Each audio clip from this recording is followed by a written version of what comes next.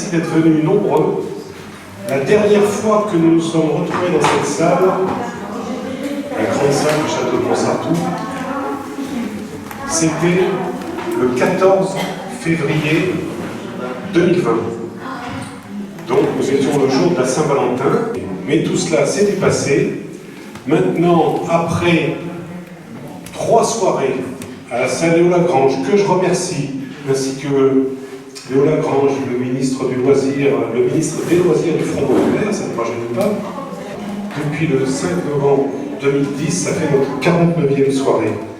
Et donc, nous accueillons ce soir une belle soirée, comme d'habitude en 3 parties.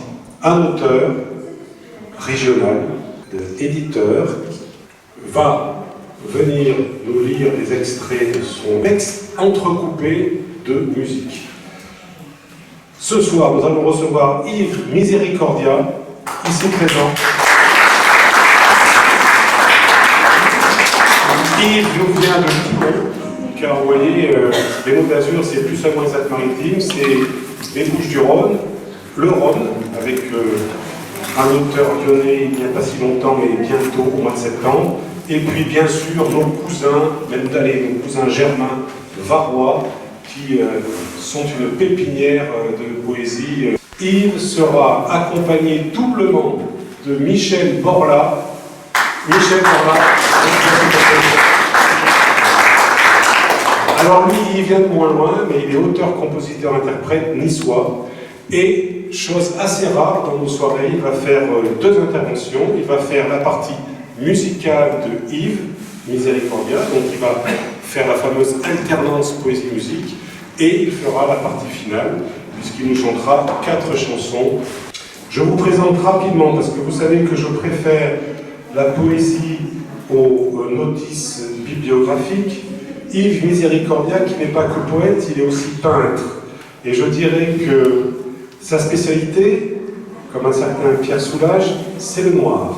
Tu as, mon cher Yves, participé à plusieurs revues de poésie, Test et Poésis, et tu as publié beaucoup de recueils, et tu nous as fait la joie d'en amener recueils différents, dont Quichotte, recueil de poésie, peinture et sculpture, livre d'art, Exode, recueil de poésie, illustration à la plume, île au pluriel, texte en 2022, et en 2021, main, recueil de poésie avec des photos de Philippe Audoard. Vous allez pouvoir, après la fin de notre spectacle, aller feuilleter, lire, acheter, repartir avec l'un de ces 3 recueils que je viens de vous citer, puisqu'il nous a fait le plaisir de venir avec. Voilà. Mieux vaut être vivant au château de Montsartou que mort dans la Pléiade.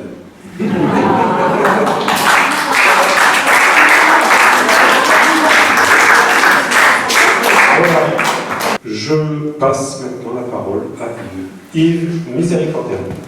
Je vais commencer une première partie avec quelques extraits de recueil qui s'appelle Mains. J'ai dans mes poches des mains brûlantes d'impatience, convaincu qu'un dieu musicien pourrait leur donner la direction d'un poème enflammé, entre Wagner et Beethoven. Une main pour l'un, une main pour l'autre, le cœur au milieu, dans la poitrine saturée d'arpèges.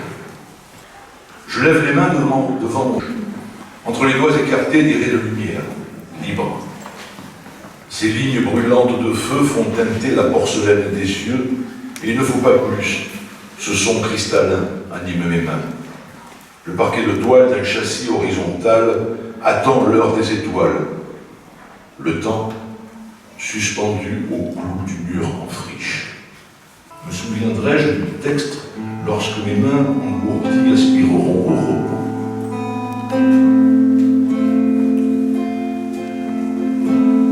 Tous les mots, toutes les phrases, les taches et les traits, les formes déjà sont dans mes mains.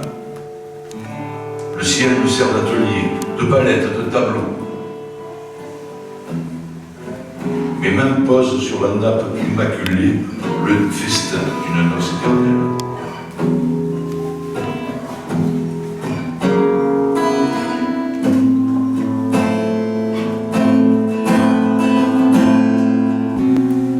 nature coule de mes doigts comme le sang d'une plaie béante. Des éclats de mots éclaboussent la toile. Soleil noir qui ruisselle bientôt jusqu'à la phrase cachée dans la trame. Je parle comme j'écris, avec le cri de la plume sur le silence de la feuille. L'orage commence ainsi.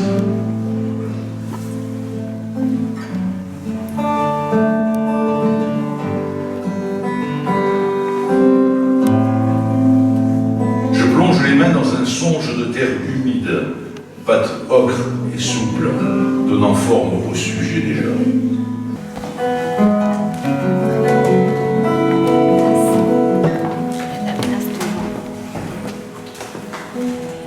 Lorsque les yeux sont fermés, les mains se tendent au puits de l'essentiel, vers le profond.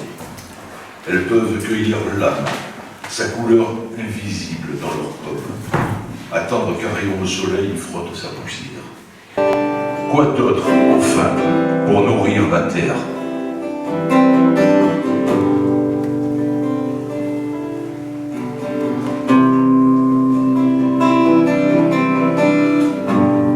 Demain, la main blessée retrouvera ses muscles, sa peau, outil neuf sorti de son plâtre de silence.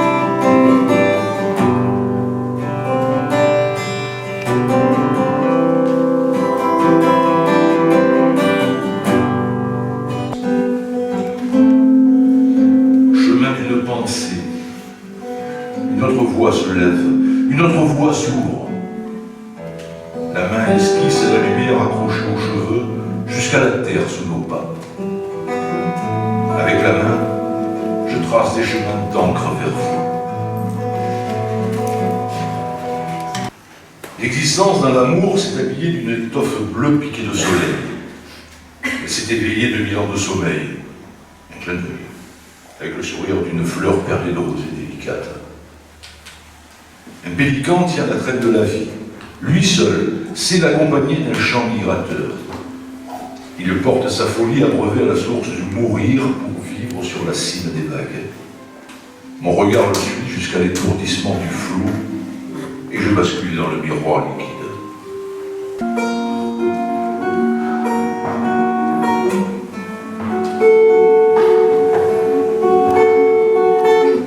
Un ami poète a écrit dans un de ses livres: cette femme est déjà morte, c'est à ce prix que l'on vit. J'ai trouvé cela très fort, très beau. Déjà mort, il ne nous reste plus rien, que du vivant, que la vie débarrassée de ses tours, ses tournures, ses tourments, ses manèges de fêtes foraines, de ses clowns, ses pitreries, ses grimaces macérées dans l'eau de vie pour donner des couleurs à ses jours, des coulures à ses yeux.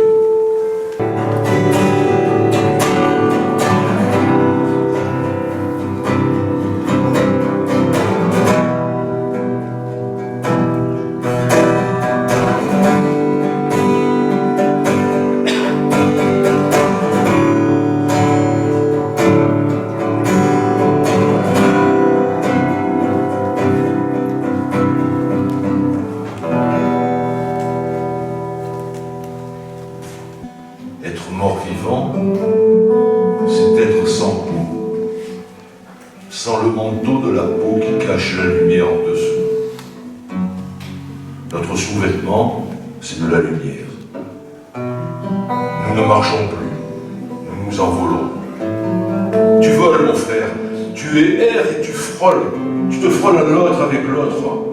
On s'étreint, on se prend, ça prend, frère d'âme. Frère d'âme, te dis-je, mon âme, mon silence, ma nuit.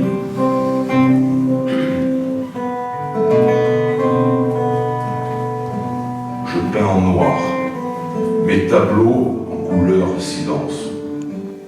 Du silence avec du sang, du feu noir. De l'atelier, j'évoque la souveraineté du rien, du vide.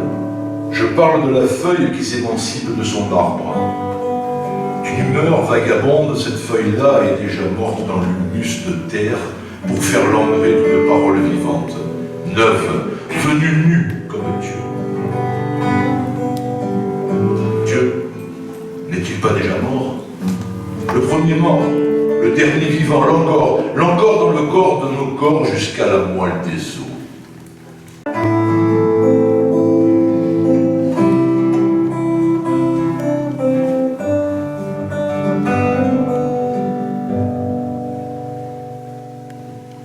Nous sommes un. Mouvement dans le silence, son dans le vide, un mélange en forme de croix, de croire, de croître, de cloître aux quatre vents dans un recueillement d'abîmes au sommet de la montagne, amour de l'amour.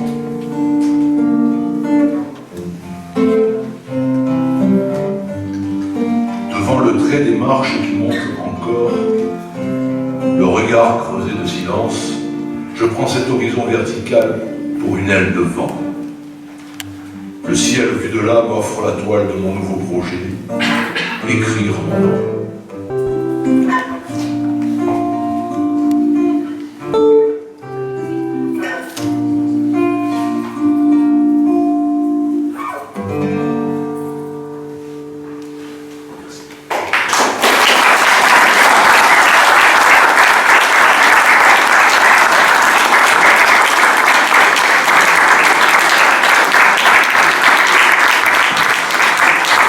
Et Miséricordia.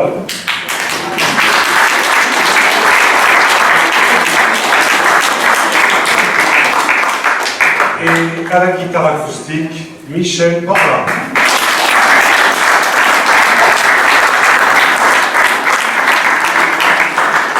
Merci Yves de ces moments de danse que nous avons vécu avec tes paroles.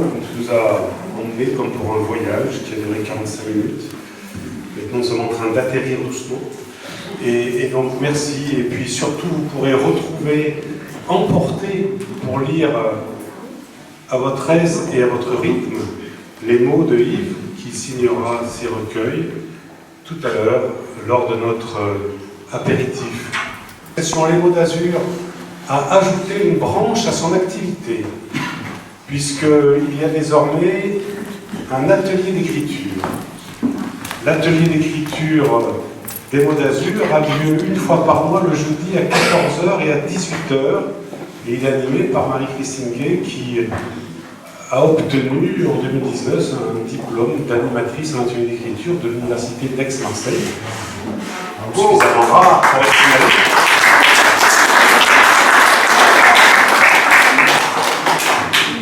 Elle a patienté et maintenant qu'elle est un petit peu à la retraite, elle a décidé de passer à l'action. La scène ouverte, c'est la diversité, la fraîcheur, la spontanéité. Eh bien, je vais renouer avec la tradition, puisque nous sommes revenus au château de Montsartou. C'est Madeleine-Marie Daven qui va ouvrir la scène ouverte. Je lui passe la parole. Madeleine-Marie Daven.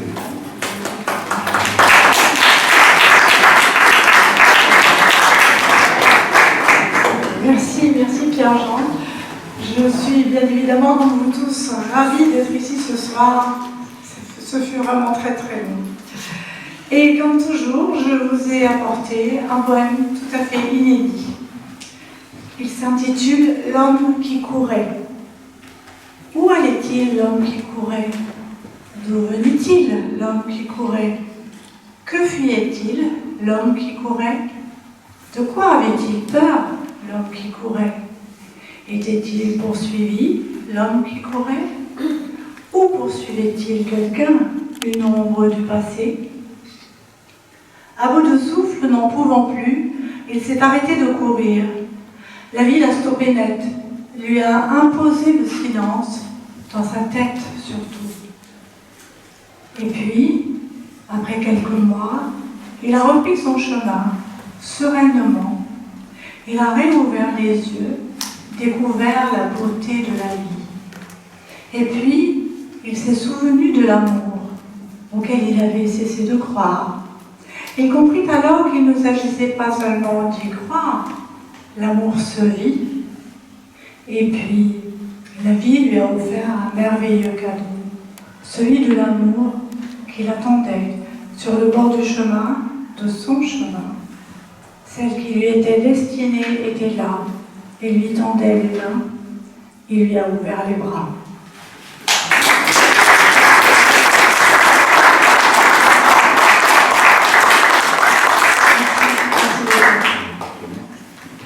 Madeleine Marie Daven.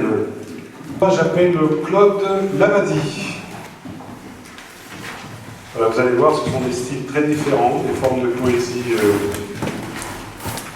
que parfois nous ne connaissons pas, et surtout vraiment des productions inédites. Bonsoir et rebonsoir à tous. Alors, toute autre chose, j'ai changé de vélo. Oui, c'est le titre. Et le sous-titre, ça serait « Celle qu'on désire ». J'ai changé de vélo, j'ai changé de compagne. En tout bien, tout honneur, ça vous le pressentez. C'est dans l'obligation d'arpenter la campagne après avoir connu des ennuis de santé. J'ai changé de vélo.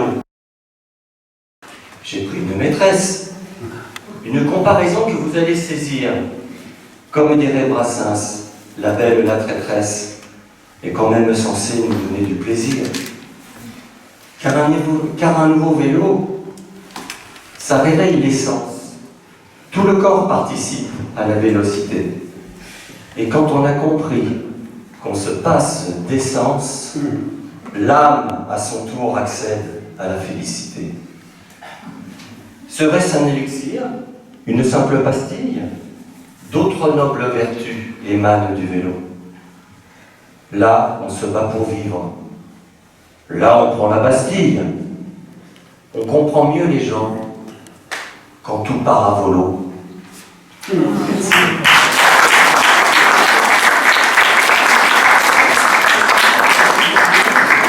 Claude Lamadi, merci Claude. Et maintenant, je vais appeler quelqu'un qui est un membre du bureau de l'association, oui, il y en a quand même 5, et qui est très rare sur la scène des Côtes d'Azur. J'appelle Éric Dubois.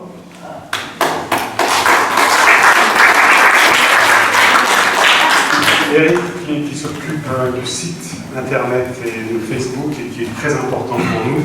À toi, Éric. Elle s'intitule « Le rayon vert ».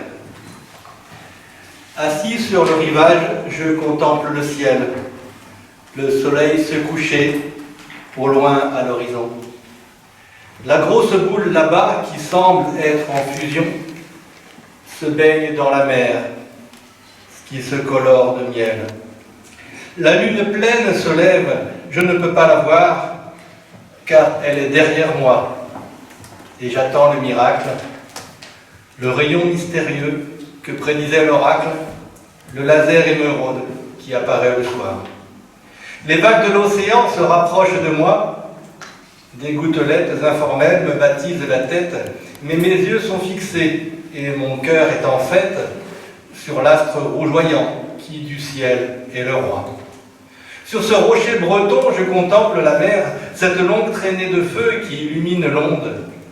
Et je songe que là-bas se trouve le nouveau monde, avec d'autres rivages et d'autres belles terres. Le soleil a plongé tout entier cette fois, et c'est alors enfin, au tout dernier moment, que le rayon magique jaillit pour un instant et m'emplit de bonheur et d'une grande joie.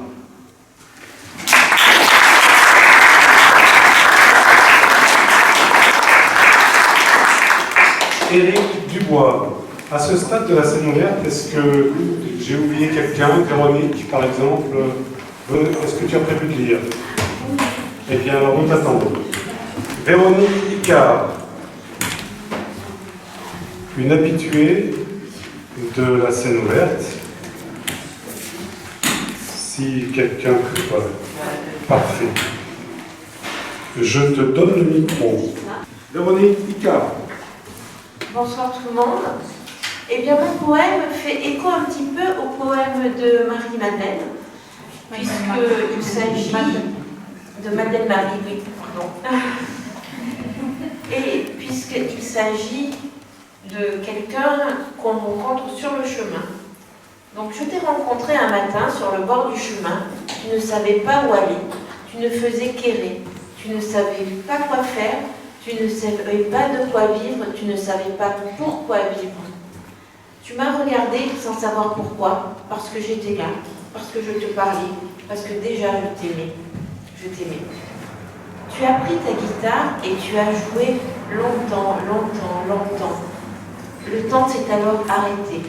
Seulement, tu as cessé de sourire et tu as cessé de chanter et tu as continué d'une intensité à rougir, d'une intensité à pâlir, une tendresse à frissonner, une tendresse à embrasser, pour figer ce moment furtif, pour le rendre de nous captifs. Depuis, tu partages ma vie, tu as réhabilité mon enfance, tu as enchanté mon présent et notre avenir reste à construire. Tu as mis des étoiles sur mon ciel, éclatantes comme du vermeil, tu as mis des couleurs sur mes jours, belles comme des aquarelles, et tu as mis sur mes nuits de l'amour. Je t'aime toujours comme au premier jour, et plus encore.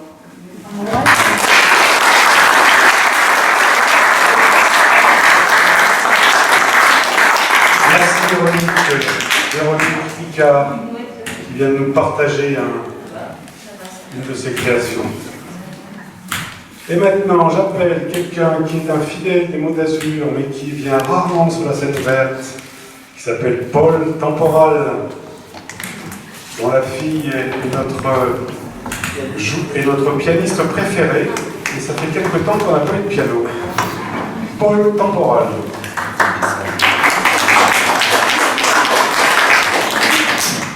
Bonsoir chers amis. Voilà, je vais vous lire à la mode à époux quelques passages d'un nommé Daniel Philode. Je pourrais vous en dire plus, mais je préfère aller à l'essentiel. Je voudrais peindre une toile immense, comme le ciel, dit un immense barbu, avec un pinceau immense. Le cou d'une femme, c'est une violence de tendresse, où étincellent les bijoux les plus fous, les naissances de toutes les séductions. Au fond, le poisson en sait-il moins sur nous que nous en savons sur lui? Que c'est l'aigle au regard perçant de nos misères et de nos bonheurs? Il pleut, c'est ennuyeux pour le touriste, c'est bien pour la terre, c'est désastreux pour les terrasses, c'est bien pour les jardins. Pourrais-je survivre un seul instant si je ne puisais ma force à rêver d'un autre monde possible? Et si, finalement, le seul monde possible ne peut être qu'un autre monde? Est-ce que le printemps connaît son propre enchantement? Est-ce que la femme imagine le printemps permanent qu'elle sème au champ? Il y a tous ces mots qu'on n'écrira jamais, sur ses lèvres collées. Il y a tous ces chants qu'on n'entendra jamais sur ses lèvres muettes. Il y a tous ces rires qui n'éclateront jamais sur ses lèvres pendantes. Le sage dit à l'homme: pourquoi construis-tu un temple pour ton Dieu? Le temple est en toi. C'est qu'il y en a trop de moi en moi pour qu'il y ait place pour un temple. Sous la passerelle, deux truites folâtrées, sans souci du soir, sans souci du matin. Sous la roche penchée, des algues chantaient frais, sans souci des vagues, sans souci des remous. S'installer à une table de bistrot, en terrasse, et ne plus se lever. Boire, se faire servir des repas, le journal, du papier, pour écrire des tas de lettres, à des tas de gens à qui l'on souhaite de dire des choses simples. Voilà, j'arrête.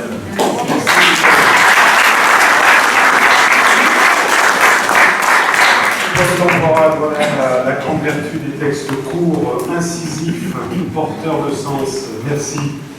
Et bien maintenant, nous allons, comme je vous l'avais annoncé, changer radicalement de style. Et par exemple, j'invite Muriel Roncé.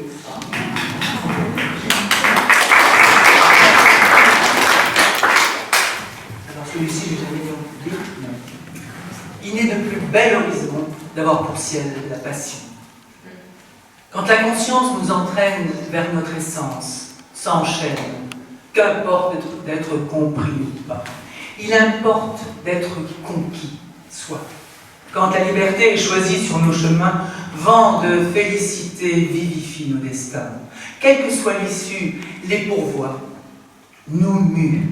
Il ne suffit de vouloir s'abandonner et se laisser surprendre. S'agit de savoir expérimenter, lâcher, désapprendre. Certes, la foi et le courage sont de mise pour sortir de nos zones de confort.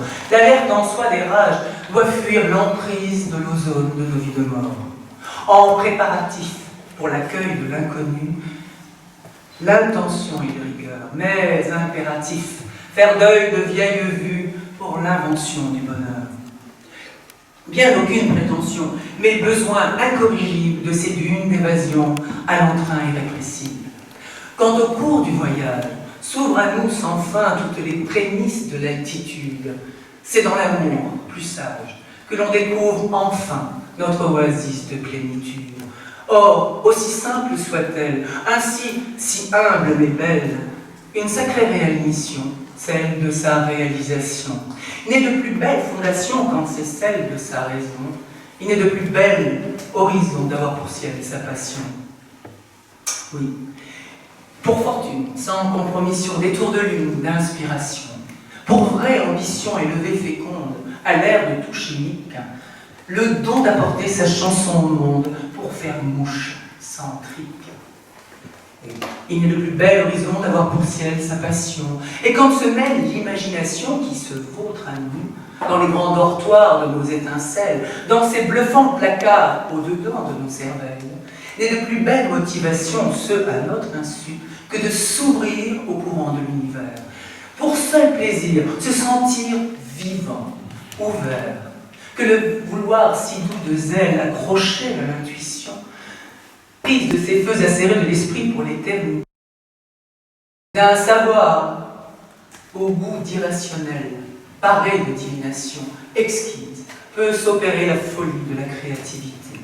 Oui, n'est de plus bel horizon d'avoir pour ciel sa passion, et de plus belle fondation quand c'est celle de sa raison.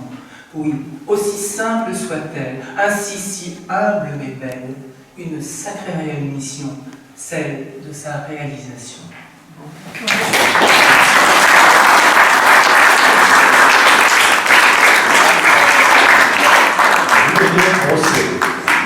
Et maintenant, nous allons écouter celle dont j'ai parlé tout à l'heure pour les ateliers d'écriture, Marie-Christine G.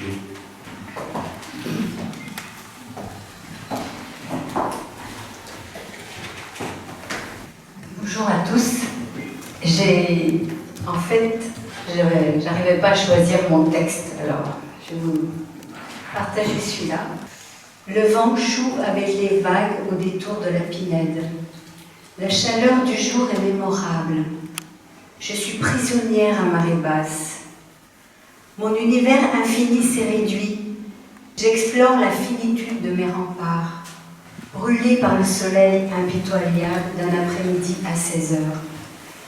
Pitié, je ne veux pas finir dans ce creux circoncis. Je suis née pour l'espace et la solitude du fond. Où sont les vagues? Où sont-elles parties? Quand reviendra la liberté? Leur doute l'apothique me manque. Vague, vague, vague à l'âme. Le vent continue de jouer avec la houle. Mon esprit s'embrume, mon corps se recroqueville, mes doigts glissent dans le mirage de la lumière. Je ne marcherai plus de travers. La vague est arrivée, elle m'accueille dans ses replis. Explose ma cuirasse.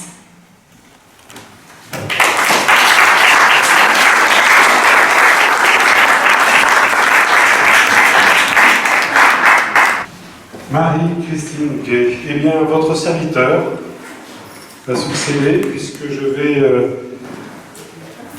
si je retrouve mes lunettes,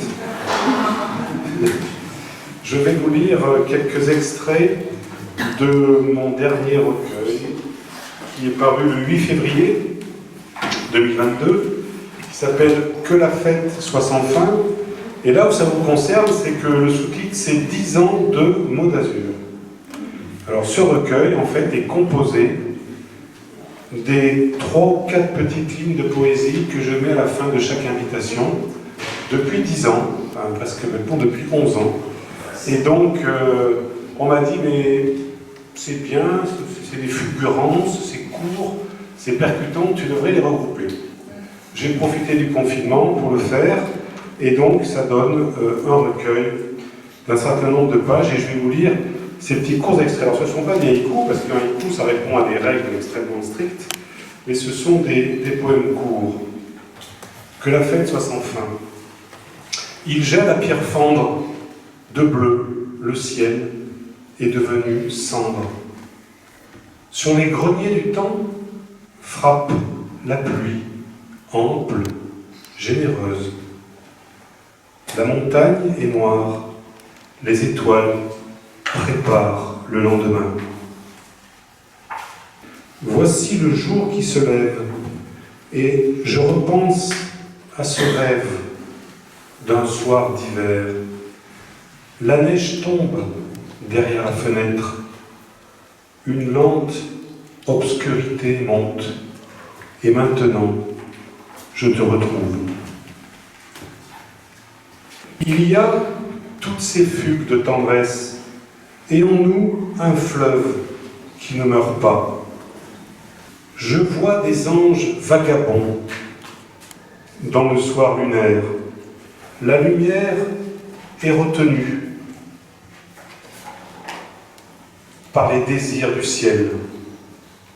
Tu es l'étoile pâle de mon voyage intérieur sur l'autre rive.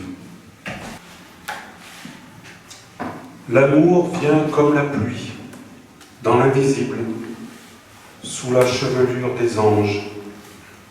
J'invente des joies pour effacer des peines à la tombée de l'ombre. Lentement pousse la fleur, et dans le long déclin du silence, le parfum des abeilles bourdonnantes montre la porte du ciel. Et un dernier, ce qui s'en va demeure dans l'ombre mystérieuse où réside l'âme du vent. Je suis cet évadé silencieux qui marche de l'aube claire à l'hiver du soleil. Le parfum de ta forêt s'installe en moi comme un fleuve qui ne meurt jamais. Que la fête soit sans fin.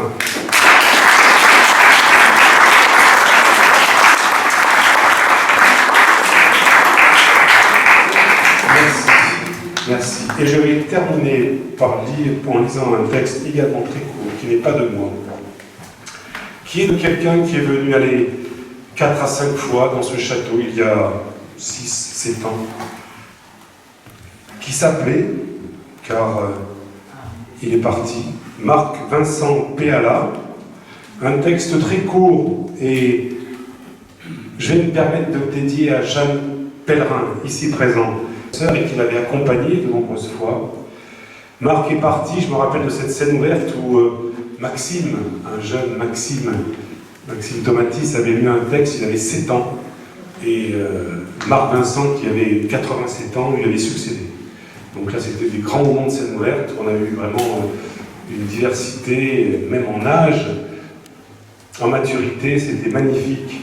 Ça a été une grande scène ouverte, une de plus. Et donc, je dédie à Jeanne Pellerin de la part de Marc Vincent Péala. Parce qu'elle vous aime, la lumière se fait fleur. Si toi, tu sais pourquoi, le grand pourquoi des choses, par le sang du printemps et par l'odeur des roses, dis-moi ton nom. C'est tout.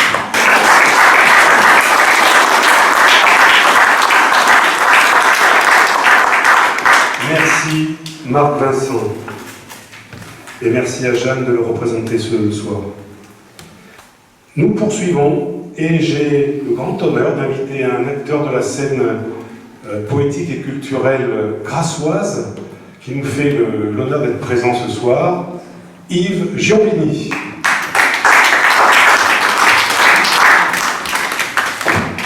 Yves Giombini. Bonsoir. Je voudrais vous parler de Marie Margot. Elle sent si bon, Marie Margot. Elle sent bon le printemps et la pêche. Et la pêche, elle connaît Marie Margot. Elle est poissonnière. Elle aurait pu être maraîchère comme moi, mais non, elle vend du poisson. Elle vend de la morue, du colin, de la rascasse, du saumon, de la sardine, du merlan, du merlu, de l'anguille, du loup, du maquereau, du grondin, du cabillaud, du hareng, du thon, du congre, de la dorade, du rouget, de la sole, du Saint-Pierre, du turbo, de l'aigle fin, du poulpe, de la sèche, du calmar et plus rarement de la poutine. Elle vend aussi des coquillages et des crustacés, Marie Margot. Des moules, des huîtres, des homards, des crabes, des gambas, des crevettes, des écrevisses, des langoustes, des langoustines, des prairies, des palombres, des bigorneaux, des pétoncles, des oursins, des araignées de mer et même des cigales. Dans le présalé de son étal, elle sent bon la pêche, et parfois l'abricot, fruits de mer et fruits d'amour, peau de velours pour une sirène. Elle m'en réserve la primeur. Quand j'ai froid, je me l'écaille. Et je me blottis dans son printemps et elle me fait la peau. Ma peau, c'est la sienne. Elle a l'odeur de notre amour. Mama, quand je l'appelle Mama, elle pisque. De homard, oui. Oui, elle n'aime pas trop, on comprend pourquoi. Hein. Mama, c'est simple, je l'aime. Elle est mon amante à l'amande, je suis son amant à la noix. De Saint-Jacques. Jacques, c'est mon prénom, oui, je sais, ça fait pas trop glamour, hein. Merci papa, merci maman, mais Marie, elle m'aime quand même. Et quand elle m'aime, quand elle plonge au plus profond de mes racines, quand mon verger et sa marée se rencontrent, s'envahissent, se confondent, elle devient ma Marie, couche-toi là, fille de bonne vie, ma femme d'eau et de terre, de feu et de vent. Je me souviens d'un jour de pluie, de l'odeur de la terre humide et de l'herbe mouillée après la pluie. Dans le jardin, les arbres s'ébrouaient en chuchotant sous la laine du vent. Marie revenait de son marché, je la voyais nager vers moi, en digne silhouette, jouant avec les gorgones du champ. Il y avait dans l'air un parfum d'orgeat, une douce humeur de sensualité, un parfum d'humus et d'océan mêlé. La douche du ciel avait rincé le sel de ses cheveux. Quand ma belle sirène est entrée dans la caverne de Babacool, elle s'est plantée devant moi, a fait glisser au sol sa marinière de coton blanc qui chalutait les vagues bleues sur sa poitrine charitable, maintenant offerte, pour plonger ses yeux noirs dans les miens comme un viol à venir, et d'une voix de velours tendre, elle m'a dit « Viens ». Dehors, dans le silence épais des collines, on jouait à chat perché avec les nuages.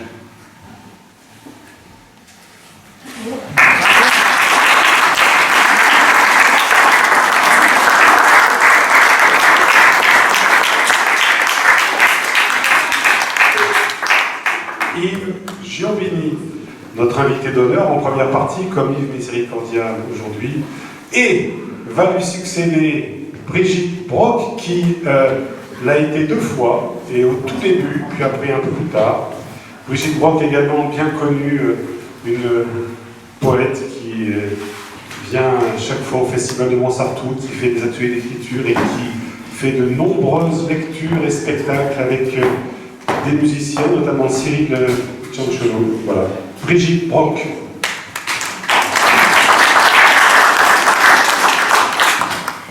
Merci Pierre-Jean. Parfois, je te révèle la clé de tous les lieux, des abrupts, des arides, comme des bienheureux. Tes gestes moutonnés, ta parole appuyés au chambranle du vent, et tes lampes allumées au seuil du vieux pays. Parfois, je te voulais de chaume et d'ajonc.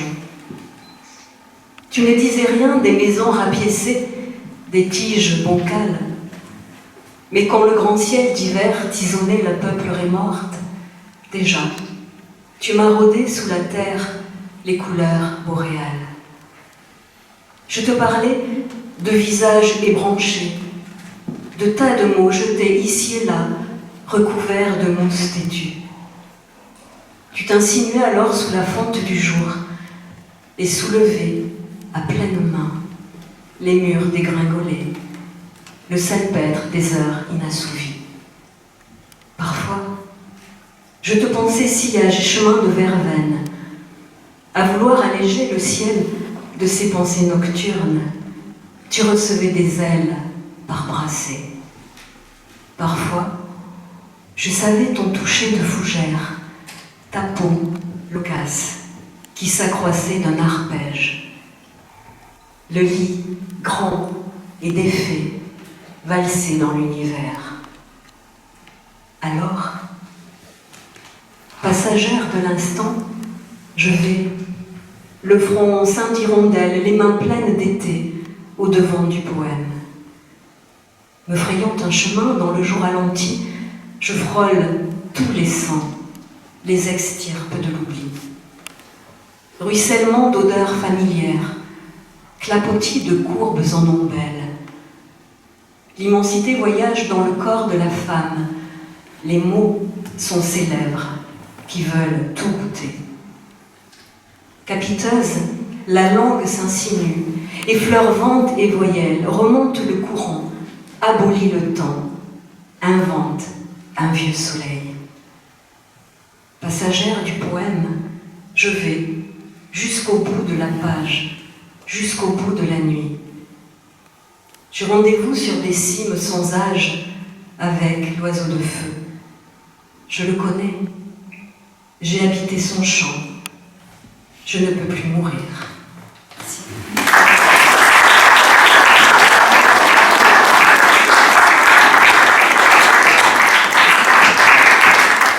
Brigitte Brock, merci Brigitte. Sinon, je vous rappelle que sur Facebook, on a la page de Pierre-Jean sur laquelle il y a des nouvelles, la page des mots d'Azur et le groupe des mots d'Azur sur lequel vous êtes tous très amis. Merci. Merci Eric. Oui. Nos médias, ce sont trois adresses Facebook, le site Les Mots d'Azur, quand même, n'oublions pas l'essentiel, le site Les Mots d'Azur, vous tapez Les Mots d'Azur sur la toile et vous trouvez toutes nos nouvelles. Et puis surtout nos rencontres bien physiques, bien charmantes. J'appelle pour la conclusion de cette scène ouverte du 6 mai, Patrice Alsina.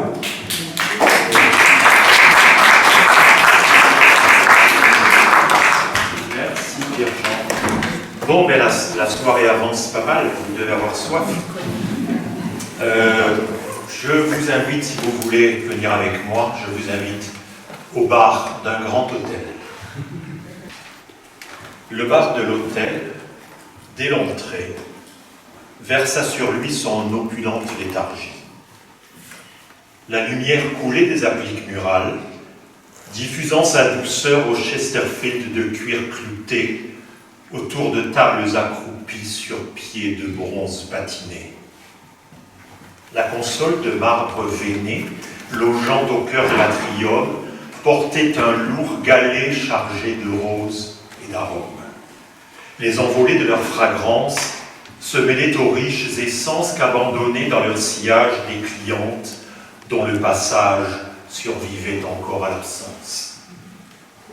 Les murs tendus de toile grège, s'ornés d'un ample florilège de tableaux au graphisme abstrait, couleurs crues, camaïeux discrets, palettes mises en valeur par d'invisibles projecteurs. Une épaisse moquette de soie absorbait les salves de pas dans un tissage de cachemire où les pieds semblaient s'engloutir. D'un long Bosendorfer s'échappaient les arpèges d'une rhapsodie de Gershwin, qu'un pianiste noir égrenait en sautille. flocons retombant comme neige sur les murmures étouffés de conciliabules discrets. Général, derrière son comptoir, un barman impassible régnait sur le théâtre, devant des régiments de troupes de bouteilles et de spiritueux en flacons attendant leur exécution. Juché sur un tabouret de Moleskine, s'accoudait une jeune beauté trop fardée, au corsage trop échancré, croisant ses longues jambes fines offertes à la vue par sa jupe fendue. Il se dirigea de façon naturelle vers un coin qui semblait lui être habituel, d'où le regard pouvait, sans rien laisser paraître, s'informer des entrées de manière discrète.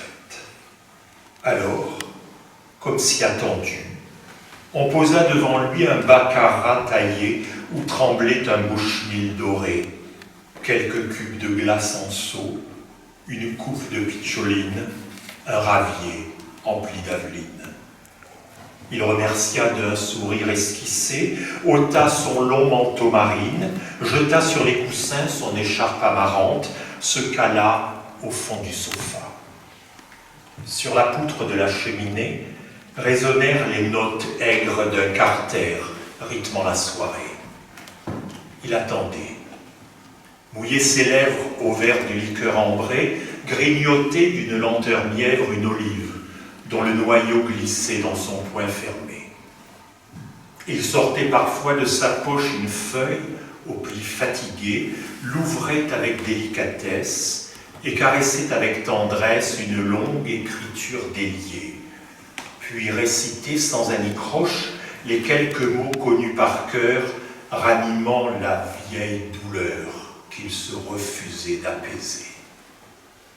La rencontre, le premier soir, seul parmi leur groupe d'amis. Le rendez-vous du second soir où ils s'étaient conté leur vie et puis l'extase de la nuit, la fulgurance de leurs envies, l'offrande de leurs corps unis. Bientôt, l'éveil après le rêve, la fin de l'utopie trop brève, quand sur l'oreiller écrasé, au lieu des cheveux dénoués, s'étalait un petit billet noirci de quelques mots tracés au crayon gris. Le rêve convient mieux à la nuit qu'au matin. Adieu, ou peut-être à demain.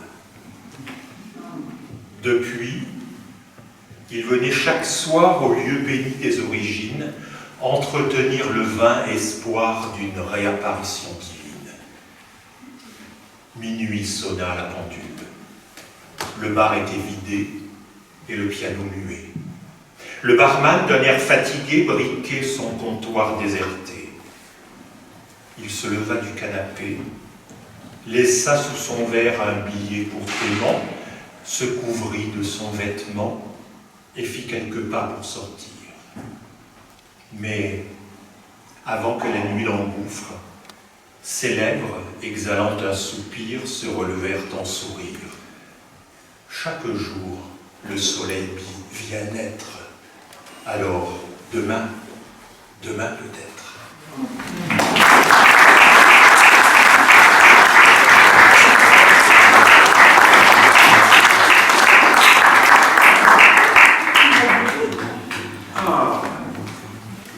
Fanfan, non, je ne t'ai pas oublié, mais tu t'es caché. Alors viens. Mais alors, parce que je vais faire de moins de 2 minutes, Ah oui. je voudrais simplement présenter, parce qu'il y a des gens qui sont sûrement proches de l'Italie ici, la traductrice d'un livre que je viens de publier et qui a 3 petits poèmes aussi courts que la tout. D'accord. Alors, écoute, c'est la surprise du chef. Françoise Lingot, dite Fanfan, de la scène parisienne. Mais j'étais ici. Et deux passages avant de lui J'ai commencé ici il y a une dizaine d'années. Voilà. Je n'ai pas pu revenir souvent, mais. Je te passe le micro sans plus attendre. Janine, 2 ou 3 poèmes, un et 2 en français. Donc dans la collection Poésie, chansons de résistance, que j'ai édité, puisque je suis aussi éditrice, et nous sommes à Mandelieu, au salon du livre d'auteurs de théâtre et de cinéma jusqu'à demain soir. Sous la peau, je t'emporte. Fleuve karstique qui s'écoule dans les narines encore, parfums et souvenirs. Pas besoin de fermer les yeux pour te sentir tout près.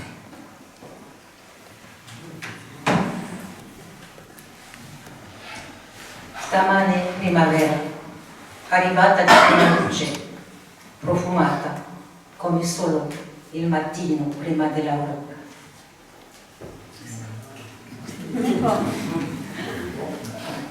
Merci. Et maintenant, Françoise. Ça va plutôt une chanson, si ça ne vous dérange pas. J'avais prévu quelque chose de mélancolique sur la disparition du papier, des brouillons papier. Je vois que j'ai dit papier au profit de l'ordinateur, mais je ne veux pas terminer sur cette note aussi mélancolique. Donc j'improvise autre chose. Les paroles sont de moi et la musique de Nino Gema qui a composé la musique de mes albums.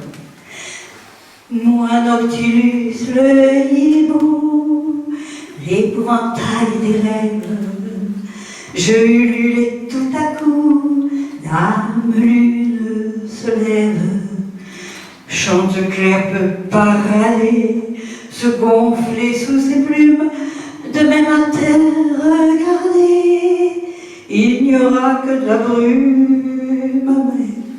Mais moi les dieux m'ont choisi pour la mission nocturne de mettre un lustre à la nuit, un anneau à Saturne. Mon regard est un laser, ma voix trouve les nuages, je donne son rythme à la mer, ses fruits au mariage, je chante bien, la lune est pleine, un peu moins bien, c'est un quartier, et à la fin, je vous amène un croissant au petit déjeuner. Moi, Noctilus le hibou, sans me vanter, j'allume des chansons au moment où Pierrot cherche sa plume. Et Chanteclair, ce cœur éteint, prétentieux sous sa crête, ignore qu'au petit matin s'endorment les poètes.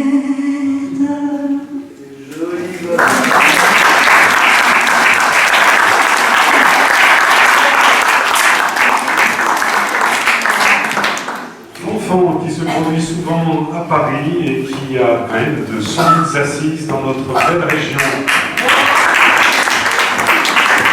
Donc nous allons conclure, et là c'est le dernier vers. Hein. Après nous passons à la partie musicale de Michel Borda de Diana. Diana pour un texte. À toi. Bonjour tout le monde. Bientôt arrive mon deuxième livre qui s'appelle Le cœur en lumière. Mais il arrive. Pur bonheur. Intensité de paix. Là les âges, je joins la sérénité et te l'offre en partage. Humble image si vraie, bien gardée en ton cœur, elle nourrira en secret ta quête, ton bonheur. C'est une image intense. Tu cherches, tu penses, et un jour tu danses, tu te sens immense. Tu captes l'infini, tu reconnais, tu saisis le sens de cette vie, l'élan qui toujours te conduit. Respectant ton âme absolue, ouvrant la porte à l'inconnu, c'est alors que tu respires la plénitude dans un sourire. Une douceur te rapproche de ton être soyeux, de ton cœur, et tu te sens tout proche de cet amour, ce bonheur. Il te conquiert peu à peu, te séduit, c'est le jeu, vers ta lumière sœur, celle, oui, de ton pur bonheur. Diana, extrait de son avant-dernier recueil. Le prochain va sortir. Voilà, c'était une scène ouverte extrêmement riche, diversifiée, un peu longue, mais avec beaucoup, puisque je crois 17 auteurs différents. Et maintenant, nous passons à la troisième et dernière partie de notre soirée des mots d'Azur, avec Michel Borla, auteur, compositeur, interprète, qui vit à Nice. Et je lui passe sans plus attendre le micro. Et après, je le reprendrai très rapidement pour vous faire une ou deux annonces. Michel Borla.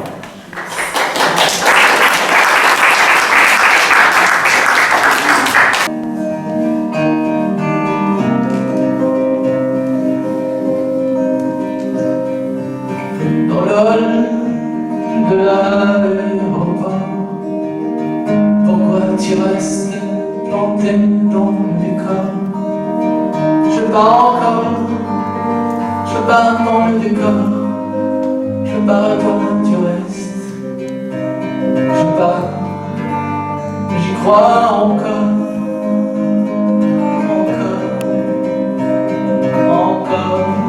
j'y crois encore.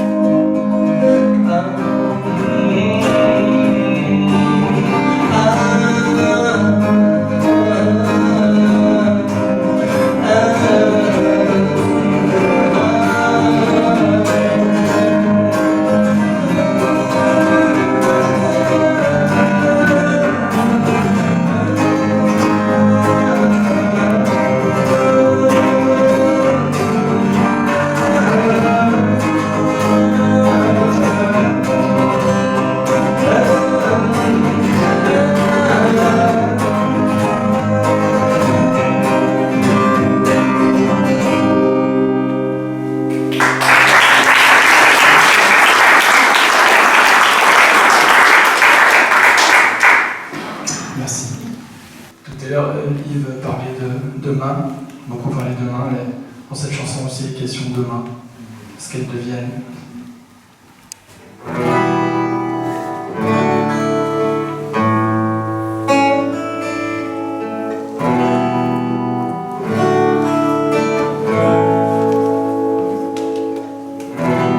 Qu'est-ce que ça coûte de les voir?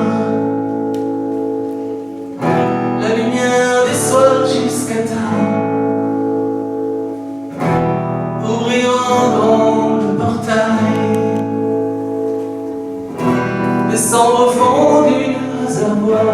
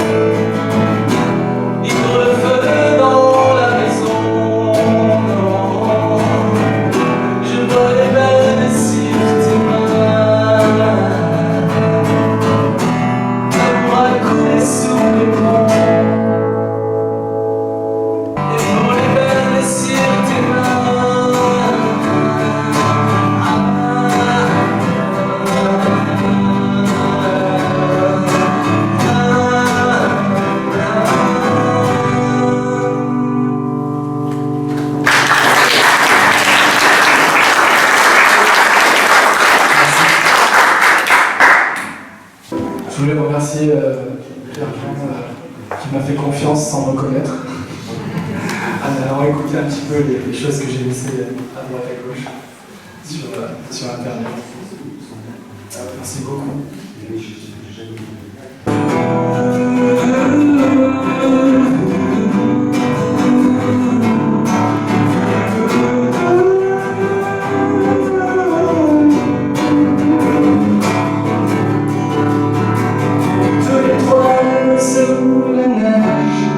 Sur la place autour du manège,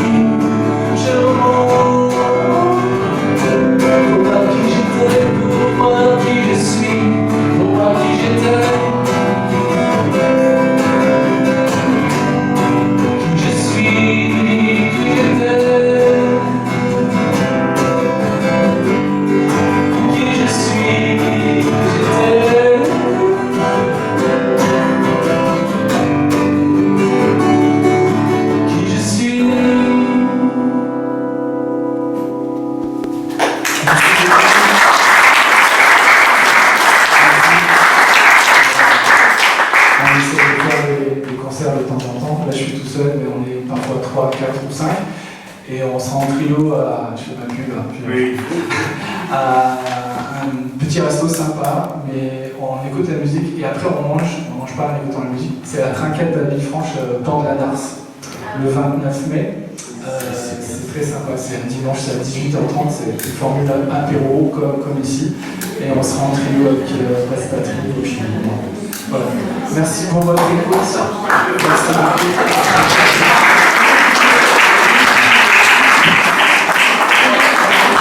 Michel Borla, donc le 29 mai à Villefranche-sur-Mer. Oui, mon cher Michel, effectivement, j'ai apprécié ton style et tes textes, parce que les mots d'azur, ça reste de la poésie des mots dans l'azur, et la chanson française à texte, c'est très important et c'est pas rare. Yves, mon cher Yves, viens nous rejoindre sur la scène pour la conclusion. Michel, également, vous avez été les artisans de cette soirée. Je n'ai que deux choses à vous dire. Adhérez. Pas un parti politique, c'est une association culturelle. Je vous ai dit tout à l'heure que c'était un bon soutien. Et également, pour ceux qui ne participent pas à notre succulent buffet, dont je voulais dire le menu, mais on m'a dit non, ne le dis pas, c'est une surprise. Et bien que ceux qui ont été contents de cette soirée, qui vont juste rester à l'apéritif offert à tout le monde, là, hein. Tout le monde peut boire un coup maintenant, peut mettre une grosse pièce ou un petit billet dans le chapeau qui est sur la table en sortant. Merci à tous. Notre prochain rendez-vous dans ce lieu, c'est le 9 septembre.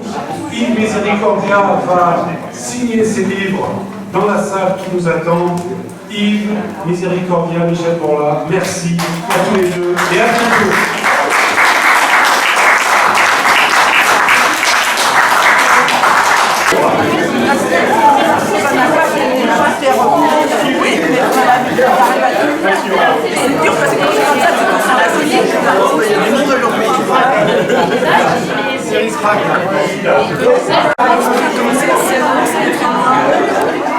La liberté des choses, quel que soit notre issue.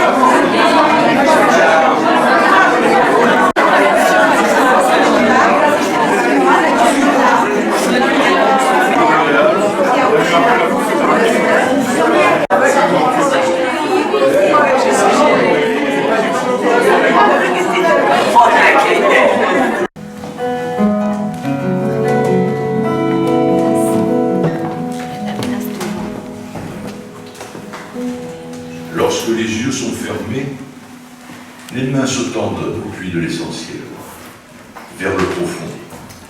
Elles peuvent cueillir l'âme, sa couleur invisible dans leur paume, attendre qu'un rayon de soleil frotte sa poussière. L'âme et les mains ensemble deviennent lumière.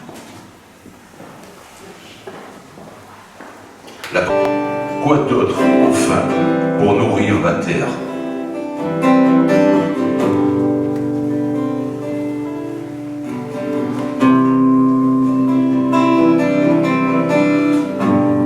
Demain, la main blessée retrouvera ses muscles, sa peau, outil neuf sorti de son plâtre de silence. Refaire les gestes, écrire les os glacés,